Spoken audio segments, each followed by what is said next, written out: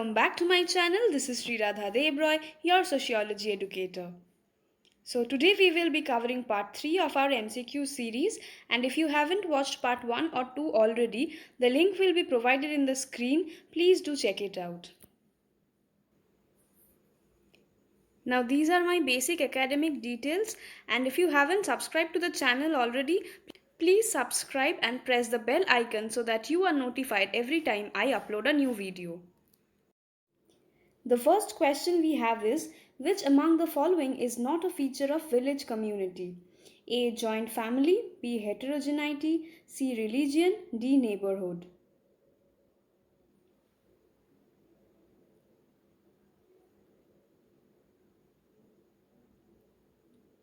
Alright, so the answer to this question is heterogeneity. So heterogeneity is not a feature of village community.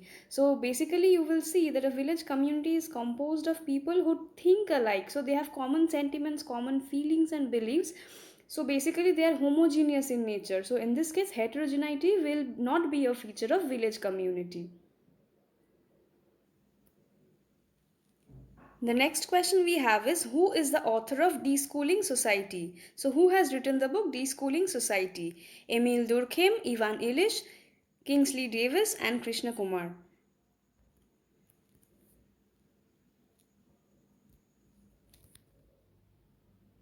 Alright, so the answer to this question is Ivan Illich. He was the author of the book Deschooling Society. Our third question is, which method has limitations that cannot be used among illiterate people? Participant observation, non-participant observation, questionnaire, interview.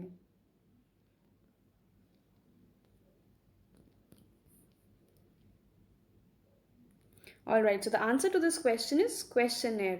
So questionnaire is a method which cannot be used among illiterate people.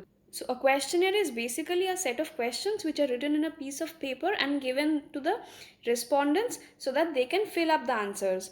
Now what happens is, when the respondents are illiterate, they will not be able to fill up the questions. So they will not be able to answer the questions in writing. So in this case, questionnaire cannot be used among illiterate people.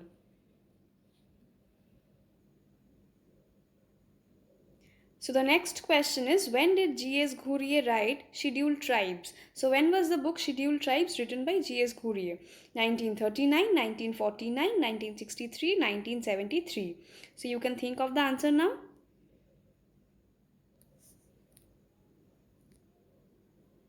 Alright, so the answer to this question is 1963. So this book was written in the year 1963. The next question is, crime committed as a part of legitimate occupational activity and made possible by the opportunity such activity affords. This has been called white-collar crime, crime by habit, psychoanalytic crime, and delinquency.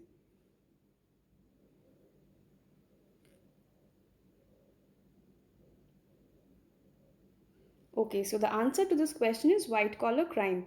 I had discussed this question in the earlier session also, that is in part 2 I have discussed this question. So if you haven't seen it, please go and watch it. I've explained what a white-collar crime is. So white-collar crime is basically committed by people who work in respectable occupations, and because they work in respectable occupations, they have these opportunities to do these crimes. Our next question is, which among the following is not a component of population change? Mortality, fertility, migration and area.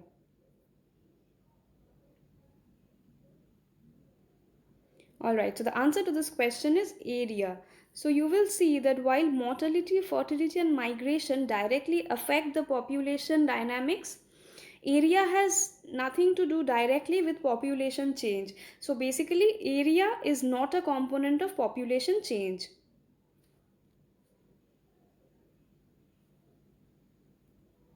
Next question is, Georg Simmel's classification of group is based on size, interaction, relation, group dynamism.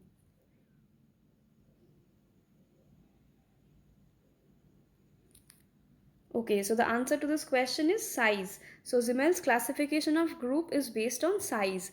So he talks of two groups, that is dyad, and triad, which are based on size. So what is a dyad? A dyad is basically a group composed of two people, and a triad is a group composed of three people. So you see the composition is based on size. So his classification of groups is based on size.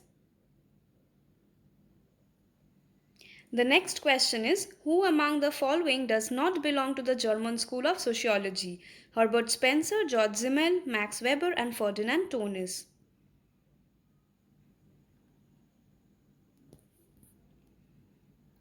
Okay, so the answer to this question is Herbert Spencer. Herbert Spencer was not the one who belonged to German school of sociology. All the others, that is Georg Simmel, Max Weber, and Ferdinand Tonnies, belong to the German school of sociology, but Spencer belonged to the British school of sociology. He was a British.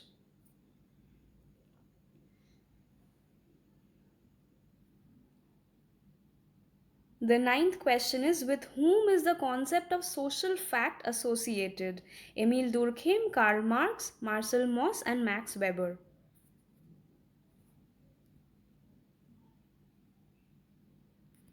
Alright, so the answer to this question is Emil Durkheim. So the concept of social fact is associated with Emil Durkheim. So he says that the study of sociology is the study of social facts. And what are social facts? Social facts are basically ways of acting which are external in society, that is, they are capable of exerting an external force over the individual. Also, they are general over society, and they have an independent existence of their own. So this is how Durkheim defines a social fact. The last question we have is, ethnocentrism is a technical term for the view of things in which one's own group is the center of everything and all others are scaled and rated with reference to it. Who coined this term? A. Sumner, Tonnies, Simmel, and Toynbee.